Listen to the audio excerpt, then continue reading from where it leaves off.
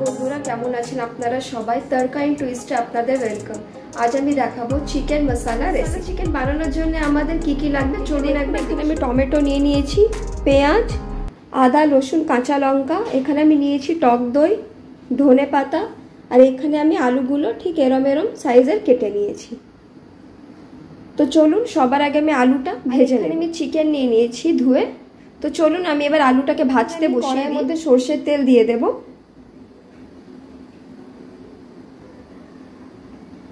আলুটাকে ভেজে নেব।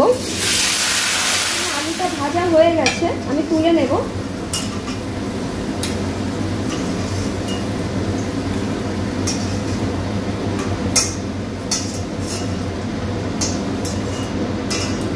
এবার এখানে আমি দারচিনি, লবঙ্গ, এলাচ আর এখানে একটা ফুল নিয়ে নিয়েছি, আমি এগুলো তেলের মধ্যে দিয়ে দেব।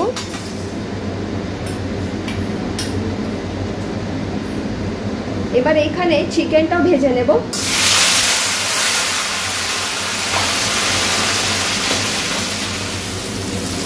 চিকেনটাকে একটু ভালো করে ভেজে নেব যাতে গন্ধ ভাবটা না থাকে।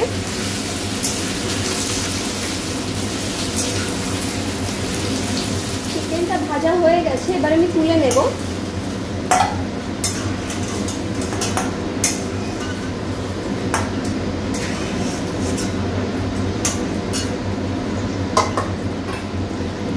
এবার আমি এই যে এখানে পেঁয়াজটা গ্রেট করে রেখেছিলাম, গ্রেট ঠিক না, আমি এখানে ছোট ছোট চপ করে রেখেছি পেঁয়াজটা। এটা পেঁয়াজটাকে এখানে ভেজে নেব ভালো করে।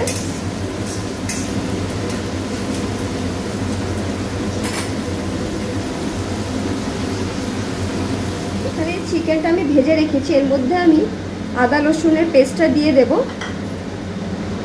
আর এখানে টক দই আমি রেখেছি, এটা একটু ভালো করে ফেটিয়ে নেব।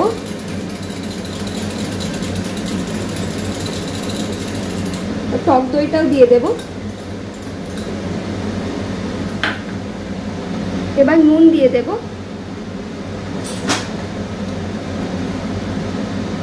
জিরে গুঁড়ো, ধনে গুঁড়ো, হলুদ গুঁড়ো, আর এখানে কাশ্মীরি লাল লঙ্কার গুঁড়োটাও দিয়ে দেব। এবার ভালো করে এটাকে মাখিয়ে নেব।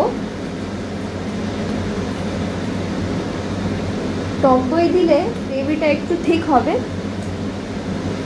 আর একটা কারণ আছে টেস্টিও হবে, সেই জন্য আমি এটা দিয়েছি।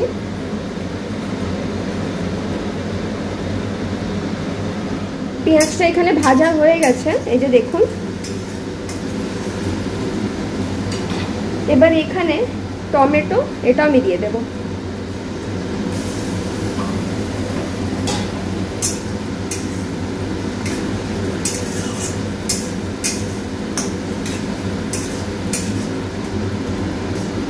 চিকেনটাও দিয়ে দেব, আবারও ভালো করে মিক্স করে নেব। এখানে চিকেনটা আমি হালকা করে ঢাকা দিয়ে দেব, আর গ্যাসের ফ্লেমটা আমি লো করে দেব। এখানে দেখুন চিকেনের মধ্যে তেল ছেড়ে দিয়েছে।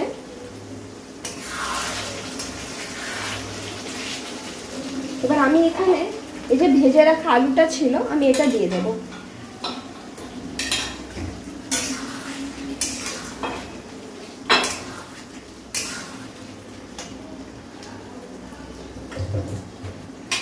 এবার আমি জল দিয়ে দেব।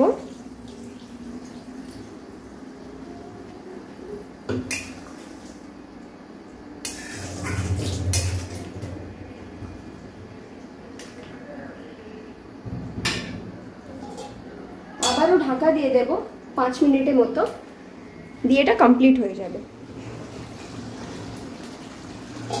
এই যে দেখুন এটা কমপ্লিট হয়ে গেছে, আলুগুলো পুরো সেদ্ধ হয়ে গেছে। এবার আমি এখানে ধনে পাতা ছড়িয়ে দেব। গ্যাসের ফ্লেমটাকে এবার অফ করে দেব।